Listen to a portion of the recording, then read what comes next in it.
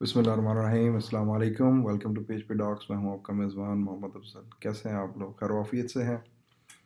तो सोचा मैंने कहा कि 2021 के अंदर क्यों ना हम डेटाबेस की सीरीज़ को स्टार्ट करें। और सबसे पहले यहाँ पर एक चीज़ आ रही थी, आजकल काफ़ी बच्चे इस चीज़ को सोचते हैं कि एसक्यूएल और नो एसक्यूएल के अंदर डिफरेंस क्या है। अ, हमारे यहाँ इशू पता क्या है यहाँ पर असल में, कि हम लोग ये नहीं देखते कि हमारी रिक्वायरमेंट क्या है, बस हम लोग किसी भी नई चीज़ के पीछे लग जाते हैं और उसे कहता है कि हमने इसको यूटिलाइज़ करना। तो आज हम थोड़ा सा इसको एक्सप्लोर करेंगे, क्योंकि इंशाल्लाह जो नेक्स्ट कमिंग सीरीज़ है उसके अंदर मैं my SQL and Mongo dB दोनों को कवर करूँगा। क्रैश कोर्सेज होंगे, छोटे छोटे स्मॉल वीडियोज़ नहीं होंगे। तो उससे पहले इन चीज़ों को स्टडी करना बहुत ज़्यादा इंपॉर्टेंट था कि एसक्यूएल और नो एसक्यूएल के अंदर डिफरेंस क्या है। इतना तो मुझे आइडिया है कि जो बंदा आ रहा है इस वीडियो को देख रहा है, या कम से कम जिसने वेब डेवलपमेंट की हुई है, तो एसक्यूएल के साथ तो इंटरेक्शन रहता ही रहता है हर स्टूडेंट का, प्रोफेशनल का। प्रोफेशनल तो ऑब्वियसली मे भी मोंगो डीबी पे भी काम कर रहे हूँ, और भी डेटाबेसेस हैं उन पे भी उन्होंने काम किया हो। कम से कम जो स्टूडेंट्स हैं यूनिवर्सिटी के अंदर दो डेटाबेसेस पे तो काम करते ही हैं एटलीस्ट। एक माई एसक्यूएल हो गया और एक एसक्यूएल सर्वर हो गया आके। तो वेल स्टार्ट करते हैं अपने आज के टॉपिक की तरफ, क्या डिफरेंस है। तो सबसे पहले कुछ बेसिक कॉन्सेप्ट्स हैं, इनसे हम लोग स्टार्ट लेते हैं कि एसक्यूएल वर्सेस नो एसक्यूएल में क्या डिफरेंसेस हैं। सबसे पहला ये है कि जी एसक्यूएल जो डेटाबेसेस हैं वो हम रिलेशनल डेटाबेसेस हम उनको बोलते हैं। अ, अच्छा, एक और चीज़ है बड़े मज़े की इसके अंदर, डेटाबेस और डीबीएमएस को कई दफ़ा हम लोग इकट्ठा कर जाते हैं। डेटाबेस असल में आपके वो सारे रिकॉर्ड्स अपने पास रखने एक कलेक्शन है, कलेक्शन ऑफ रिकॉर्ड्स, उसको डेटाबेस बोलते हैं। और डीबीएमएस उस सिस्टम को बोलते हैं जो कि सारी चीज़ों को मैनेज कर रहा होता है आके। तो ये थोड़ा सा एक था, मैंने कहा क्लियर कर दूँ इसके अंदर।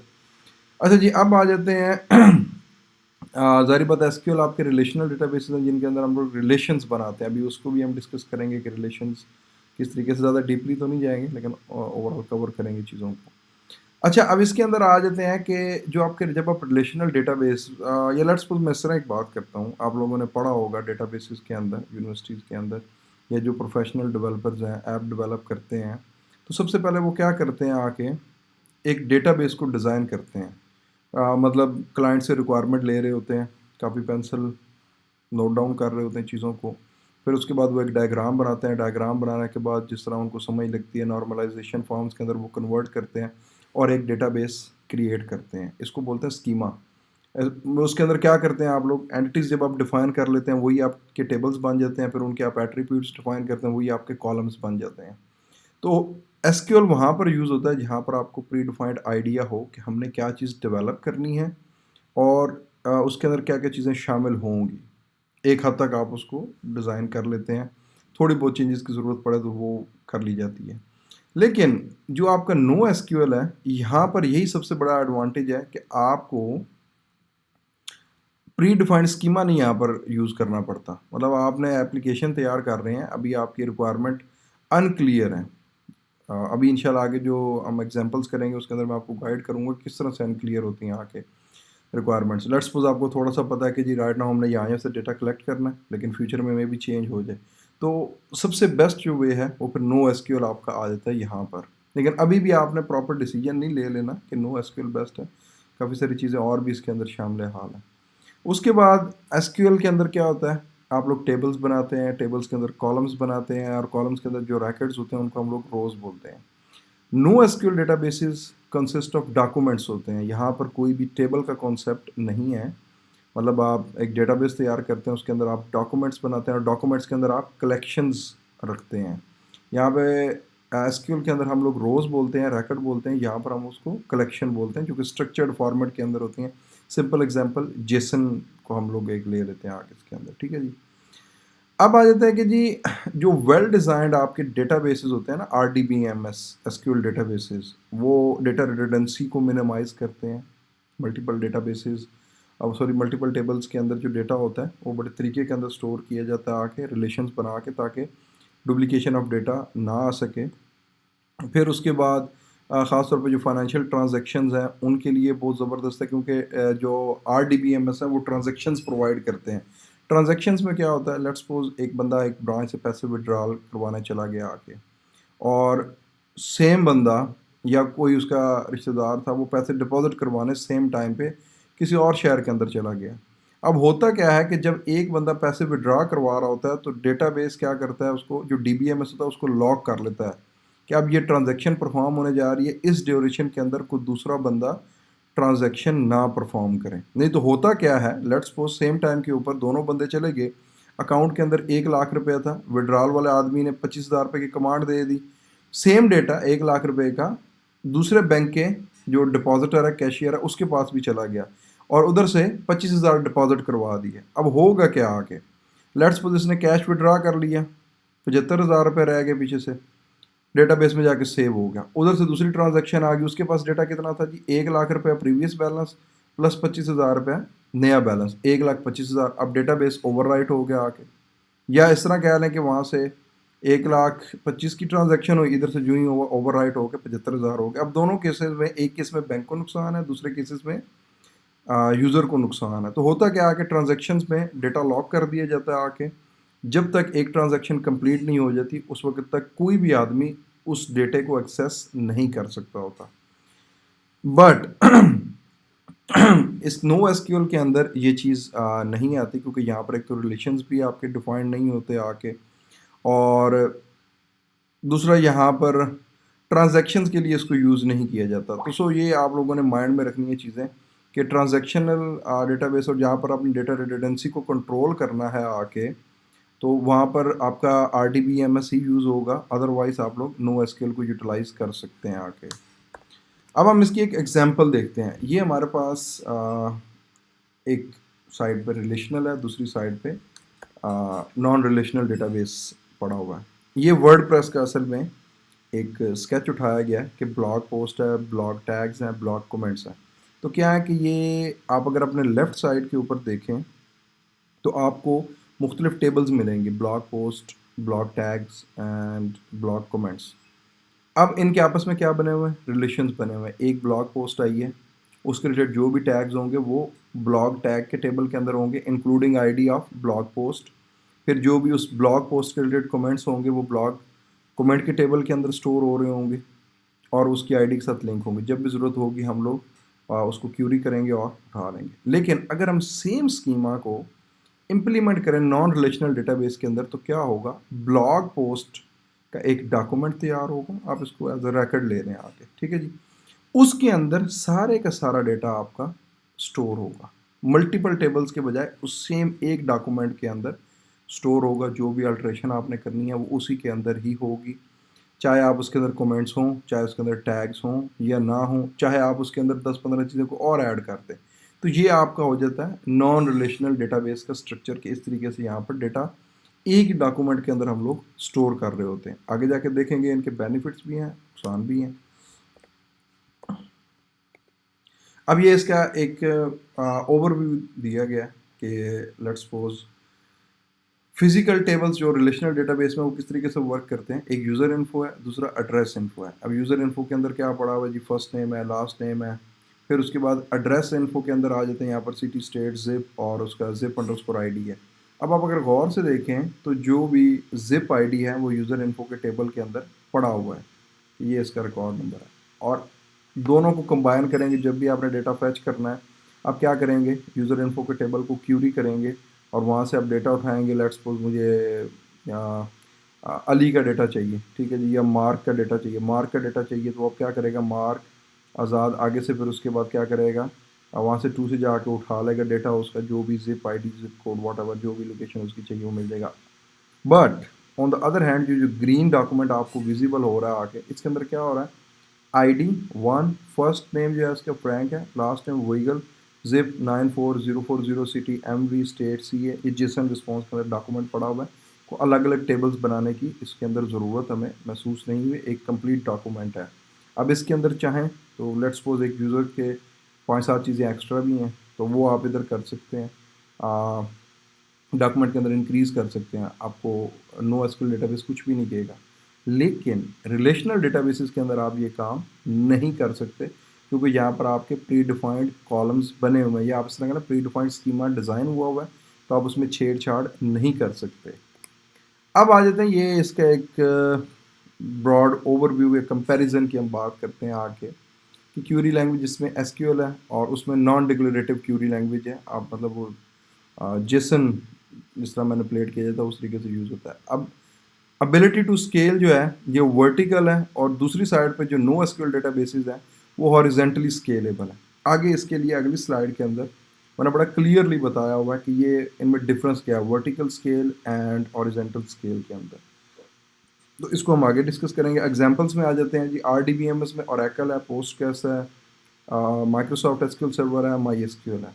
ऑन द अदर हैंड जो नो एसक्यूएल डेटाबेसेस हैं उनमें मोंगोडीबी है, रेडिस है, नियो4j है, सैंड्रा है, ये सैंड्रा अपाची वालों का है, एचबेस है। अच्छा, अब ये सूट किस इन्वायरमेंट को करता है? RDBMS वहाँ पर यूज़ होता है जहाँ पर आपकी कॉम्प्लेक्स क्यूरीज होती हैं। अमूमन आपके फाइनेंशियल जो होते हैं मैनेजमेंट सिस्टम जैसे लाइक ERP हो गया, आपके आपके CRMs हो गए, उसके अलावा फाइनेंशियल सॉफ्टवेयर हैं मुख्तलिफ, मतलब POS हो गया, इन्वेंट्री मैनेजमेंट, वॉट एवर, इनके लिए आप लोग यूज़ करें क्योंकि यहाँ पर आप लोगों के पास प्री डिफाइंड डेटा पड़ा हुआ है।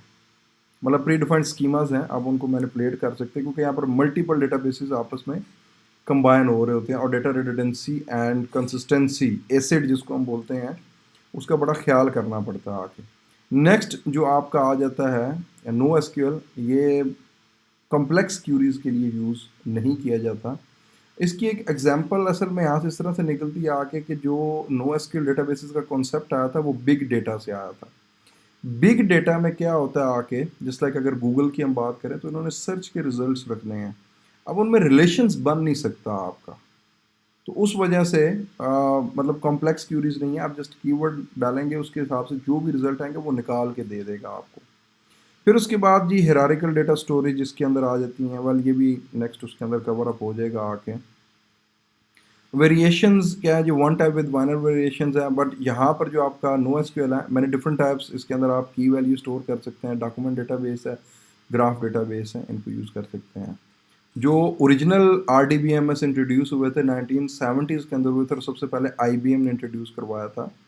लेकिन जो नो एसक्यूएल हैं ये लेट 2000 के अंदर आए हैं क्योंकि इश्यूज आपको पता है कि मेन मसला है कि वेब के अंदर डे बाय डे एडवांसमेंट हो रही थी, नए नए स्टार्टअप्स आ रहे थे मार्केट के अंदर। जो प्रीवियस ऑर्गेनाइजेशंस थे उनके पास डेटा इतना ज़्यादा आ गया था कि उनको समझ नहीं आ रही थी किस तरीके से फास्टर हम डेटे को निकालें और उनको यूटिलाइज कर सकें, मतलब तेज़ी के अंदर। मतलब ज़ाहिर बात है एक बंदा बैठा हो उसके पास अब ईबे की एग्जांपल ले रहे हैं, लाखों की तादाद के अंदर करोड़ों की तादाद में प्रोडक्ट्स पड़ी हैं, तो इनका मेन पर्पज़ है कि प्रोडक्ट जल्द से जल्द बाहर निकलें। उनको इससे गरज नहीं है कि करेक्ट रिजल्ट जाए। आप देखते हैं ई-कॉमर्स की साइट के ऊपर जब भी आप क्यूरी को एग्जीक्यूट करते हैं, ज़रूरी नहीं है कि 110% आपके मैच के मुताबिक ही प्रोडक्ट मिले, फिर आप मुख्तलिफ फ़िल्टर्स अप्लाई करते हैं तो उससे, लेकिन ये है कि उनके रिजल्ट्स फास्टर आ रहे होते हैं। तो उस वजह से नो एसक्यूएल को लॉन्च किया गया। उसके बाद ओपन सोर्स के ऊपर बात करते हैं आके कि ये जो दूसरे हमारे पास RDBMS हैं ये मिक्सचर है। इनमें से अगर हम बात करें माई एसक्यूएल, अभी भी ये ओपन सोर्स तो हम इसको नहीं बोलेंगे क्योंकि ओरेकल ने इसको परचेज़ कर लिया है, इस पर लिमिटेशंस हैं। कुछ और DMS पोस्टग्रेस हैं वो ओपन सोर्स हैं आपके, लेकिन ओरेकल एसक्यूएल सर्वर ये आपके पेड हैं। उसके अलावा जो आपके नो एसक्यूएल डेटाबेसेस हैं ये मेजॉरिटी जो है मैक्सिमम ओपन सोर्स ही हैं सारे के सारे। अब मोंगोडीबी की एग्जांपल ले लें, एचबेस की ले लें, रेडिस की ले लें, तो किसी को भी आप चेक कर लें ओपन सोर्स ही आपको मिलेंगे। कंसिस्टेंसी की बात करते हैं आके, तो स्ट्रॉन्ग कंसिस्टेंसी आप कॉन्फ़िगर कर सकते हैं इसके ऊपर। मोंगोडीबी कंसिस्टेंसी प्रोवाइड करता है आके, लेकिन एज सच नो एसक्यूएल के अंदर कंसिस्टेंसी असल में फाइनेंशियल्स के ऊपर ज़्यादा हम लोग इसके ऊपर लेके जाते हैं। उसके बाद आ जाता है जी बेस्ट यूज़ कहाँ पे, जहाँ पे आपने एसिड प्रॉब्लम्स को सॉर्ट आउट करना हो, और नो एसक्यूएल वहाँ पर यूज़ होता है जहाँ पर आपने डेटे की अवेलेबिलिटी को बेहतर से बेहतर करना हो, फास्ट हो एंड फौरी तौर के ऊपर, और डाउन ना हो सके। असल में ये सारे क्वेश्चन जो है ना नेक्स्ट के अंदर आपके कवर हो जाएंगे जो स्केलेबिलिटी के हिसाब से हम बात कर रहे हैं आगे, ठीक है जी। अच्छा जी, अब यहाँ पर इम्पोर्टेंस कहाँ पे आ जाती है, ये इम्पोर्टेंट पॉइंट है इस कि जो आपके RDBMS हैं, RDBMS, इसमें क्या होता है कि आपका डेटा वैलिडेट हो। ये सबसे ज़्यादा इम्पॉर्टेंट चीज़ रखी जाती है। और on the other hand correct data की फ़िक्र नहीं की जाती, लेकिन फास्ट डेटा की लोडिंग की जाती है। अब इसके एग्जांपल्स क्या हैं? ये मुख्तलिफ हॉट सूट हैं, सर्कल सीआई गेजेस, ये आरडीबीएमएस। वैसे तो अगर सीधी सी बात करें तो अगर सैप की बात कर लें, ओरेकल के जो ईआरपी सिस्टम्स हैं, ये सारे के सारे आपके क्या हैं, आरडीबीएमएस को यूटिलाइज कर रहे हैं। लेकिन on the other hand Airbnb, Uber, Kickstarter, उसके अलावा गूगल की बात करें, फेसबुक की बात करें, तो ये नो एसक्यूएल डेटाबेसेस को यूटिलाइज करते हैं। अब हम लेट्स सपोज एक एग्जांपल पकड़ लेते हैं इसमें, किक स्टार्टर के ऊपर ही कर लें या उबर के रिलेटेड कर लेते हैं आके। अब अब देखें, एक टेबल आपका बन सकता है, हाँ, इस तरीके से हम उसको कंपेयर करते हैं आके। लेट्स सपोज वहाँ पर आपने देखा है कि उबर के अंदर डिफरेंट किस्म की गाड़ियाँ चल रही हैं, मतलब 4 सीटर्स भी चल रही हैं आके। उसके अलावा किसी के अंदर हीटर होता है, किसी के अंदर एसी है, किसी के अंदर एयर बलून्स लगे हुए हैं, किसी के अंदर नहीं लगे हुए, ठीक है जी। कोई ऑटोमेटिक व्हीकल है, किसी ने किस रूट के ऊपर जाना है आके। अगर आप इन सारी चीज़ों को कंबाइन करें तो हर कोई एक दूसरे से डिफर कर सकता है। और मे बी इन फ्यूचर के अंदर 7 सीटर गाड़ियाँ भी चलना शुरू हो जाएँ, ठीक है जी। मुख्तलिफ स्टॉप्स हो सकते हैं आपकी, एक जगह से दूसरी जगह, फिर दूसरी जगह से तीसरी जगह, तीसरी जगह से चौथी जगह भी बंदा जा सकता है। अब इन सारों को रिलेशनल डेटाबेस के अंदर रखना एक मुश्किल है। और दूसरी मेन चीज़ है कि आप रख भी लें तो आपको डेटा इतनी तेज़ी से मिल नहीं सकता, क्योंकि रिलेशनल डेटाबेसेस के अंदर क्या होता है कि टेबल्स एक दूसरे के ऊपर डिपेंड कर रहे होते हैं। On the other hand no SQL के अंदर क्या है कि डॉक्यूमेंट है। लेट्स सपोज एक बंदे ने राइड ली है, सिंपल उस राइड की आईडी डालेंगे तो जितनी भी डिटेल होगी, तो मतलब किस स्टॉप से किस स्टॉप तक वो बंदा गया, उसकी गाड़ी की डिटेल क्या है, उसके कितने चार्जेस बने हैं आके, कितनी देर उसने कहाँ पर स्टॉप किया है, कितनी देर वहाँ से उसको एक स्टॉप से दूसरी स्टॉप पे जाने पे टाइम लगा आके, कौन कौन से जीपीएस कोऑर्डिनेट्स उसने यूज़ किए हैं मुख्तलिफ। तो वो एक डॉक्यूमेंट के अंदर सारे का सारा डेटा बड़ी तेज़ी के साथ उसको मिल जाएगा एज़ कम्पेयर टू आरडीबीएमएस। अब यहाँ पर अगर हम देखें भी सही, तो एक बंदे की राइड और दूसरे बंदे की राइड को अगर हम कंपेयर करें तो दोनों डिफरेंट है, ठीक है। मे भी एक बंदे ने 2 जगहों पर विजिट किया है, एक बंदा उसने 3 जगह पर विजिट किया, या एक ड्राइवर की हम बात कर लें, आप इसको सोच रहे होंगे अभी, कंबाइन कर रहे होंगे आरडीबीएमएस के साथ, लेकिन एट द एंड आप फाइंड आउट करेंगे कि दोनों के डेटा के अंदर बहुत ज़्यादा फ़र्क है। अगर आप आरडीबीएमएस के अंदर उतने ही टेबल्स के कॉलम बना लें तो काफ़ी ज़्यादा कॉलम्स ऐसे होंगे जो खाली जा रहे होंगे। अब वो भी एक किस्म की मतलब क्या कहते हैं, ओवरहेड है आरडीबीएमएस के अंदर। तो इसलिए डायरेक्टली उसको ही यूज़ किया जाता है आके, कि मतलब जितनी स्पेस चाहिए होगी उतना ही वहाँ पे स्टोर कर दिया जाएगा। अब यहाँ पर आ जाता है जो वर्टिकल वर्सेस हॉरिजेंटल स्केलिंग का इशू क्या है। आरडीबीएमएस वर्टिकल स्केलिंग पे जाते हैं। इसमें होता क्या है कि आप किसी भी सर्वर को, मतलब सेम सर्वर की रैम, हार्ड, सीपीयू, उसको अपग्रेड करते जाएं, ये वर्टिकल स्केलिंग है। हॉरिजॉन्टल स्केलिंग के अंदर क्या है कि एक इंस्टेंस आपने रखा है, साथ में एक दूसरा सर्वर डाल दें, फिर तीसरा सर्वर, फिर चौथा, फिर पांचवा सर्वर, सर्वर्स आप डालते जा रहे हैं, ये हॉरिजॉन्टल स्केलिंग हो रही है। आरडीबीएमएस में इशू क्या है? Due to interdependence on different tables, ये बिटवीन डिफरेंट टेबल्स, मजबूरी बन चुका होता है कि वो किसी भी दूसरी जगह पर टेबल्स को नहीं रख सकते। हॉरिजेंटल स्केलिंग नो एसक्यूएल के अंदर किस तरह से मिली है कि यहाँ पर सारे का सारा डेटा डॉक्यूमेंट्स के अंदर स्टोर हो रहा है आके, और डॉक्यूमेंट्स इंडिपेंडेंट वर्क करते हैं। आप दिल करे किसी एक और जगह पर स्टोर करके आप वहाँ पर बता दें कि ये डॉक्यूमेंट नंबर है फलां सर्वर के ऊपर पड़ा है, जो भी डीबीएमएस मोंगो डीबी मैनेज कर रहा है इन चीज़ों को, तो वो अपने पास एक लिस्ट तैयार कर लेता है कि जी फलां डॉक्यूमेंट है, वो फलां मशीन के ऊपर स्टोर कर दिएगा, कल को आपको निकालना पड़े आपको इशू नहीं बनेगा। लेकिन आरडीबीएमएस को अगर हम लोग चेक करें तो उसके अंदर क्या इश्यूज आएंगे? इश्यूज ये आएंगे कि आप टेबल्स को अलग अलग स्टोर नहीं कर सकते आके। तो ये थोड़े बहुत मसले मसाइल हैं जिसकी वजह से हॉरिजेंटल स्केलिंग जो कि बेनिफिट देखी जाती है। अब गूगल जैसी कंपनी है, अब इनके रिकॉर्ड्स में मतलब रिलेशंस तो नहीं है ना आपस में, तो अब वो क्या करेंगे, उन्होंने फास्टर सर्च प्रोवाइड करनी है और उनको स्केल भी करना पड़ता है, तो उन्हें हॉरिजेंटल स्केलिंग ही चाहिए आके। दूसरा आ जाता है यहाँ पर एसिड वर्सेस बेस। आप लोगों ने एसिड को पढ़ा होगा, atomicity, consistency, isolation and durability. ये फाइनेंस के अंदर होता है कि आपका डेटा ना तो डुप्लीकेट हो, आपका डेटा अगर एक जगह से चेंज हो रहा है तो सेम वही चेंज दूसरी जगह पर भी आपको अवेलेबल होनी चाहिए। आइसोलेट होना चाहिए, मतलब मिक्सचर नहीं बनना चाहिए आके, और लॉन्ग टर्म के लिए सेव हो आपके पास। और जो बेस के अंदर क्या आता है कि बेसिकली अवेलेबल आपको फौरी तौर पर वो डेटा मिले, soft state and eventually consistent जो डेटा है। ये मतलब तो ये मेन इनके डिफरेंसेस थे। आई होप कि आप लोगों को समझ आ गई होगी एक complete no SQL versus no SQL क्या क्या डिफरेंसेस है। अगर कोई और आपका हो तो आप इशू क्वेश्चन नीचे कमेंट में दे सकते हैं। इंशाल्लाह आगे से जो हमारा चल रहा है, पहले हम माई एसक्यूएल को करेंगे, जो नेक्स्ट अभी मैं सीरीज स्टार्ट की है। नेक्स्ट वीडियो में आप अंडरस्टैंड करेंगे किस तरह से हम लोग माई एसक्यूएल के अंदर टेबल्स वगैरह और बाकी सारी चीज़ें क्रिएट करते हैं और उनको रिलेशनशिप किस तरह से देंगे, उन पर मुख्तलिफ कॉन्स्ट्रेंट्स, यूनिक की कॉन्स्ट्रेंट आपका किस तरह से अप्लाई करना है, इंडेक्स, प्राइमरी कीज़, फिर आपस में उनके रिलेशनशिप्स किस तरह से बिल्ड करने हैं ताकि उन कॉन्स्ट्रेंट्स को हम लोग अप्लाई कर सकें, मतलब रियल टाइम प्रोजेक्ट के अंदर। काफ़ी बच्चे हैं वो कॉन्स्ट्रेंट्स का ध्यान नहीं रखते आके, इवन तो मैंने प्रोफेशनल डेवलपर्स को देखा है जो माई एसक्यूएल को ज़्यादा यूज़ कर रहे हैं वो नहीं करते। जो एसक्यूएल सर्वर के यूज़र्स हैं वो बहुत ज़्यादा इस चीज़ की टेक केयर करते हैं और वो रिलेशंस बिल्ड करते हैं, क्योंकि एसक्यूएल सर्वर का जो मैनेजमेंट स्टूडियो वो बड़ा कमाल का और कमाल के फीचर्स प्रोवाइड करता है।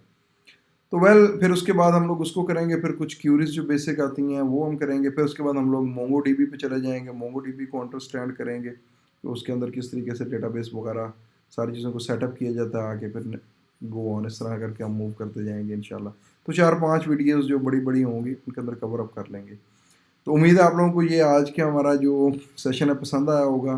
तो चैनल को सब्सक्राइब कीजिए, इस वीडियो को आगे से आगे शेयर करें और इसमें कोई कमी रहेगी तो काइंडली कमेंट में मेंशन करें, फिर हम इसको इंशाल्लाह नेक्स्ट वीडियोस में कवर अप करते रहेंगे। तो इंशाल्लाह नेक्स्ट वीडियो में आपसे मुलाकात होती है, तब तक के लिए अल्लाह हाफिज़।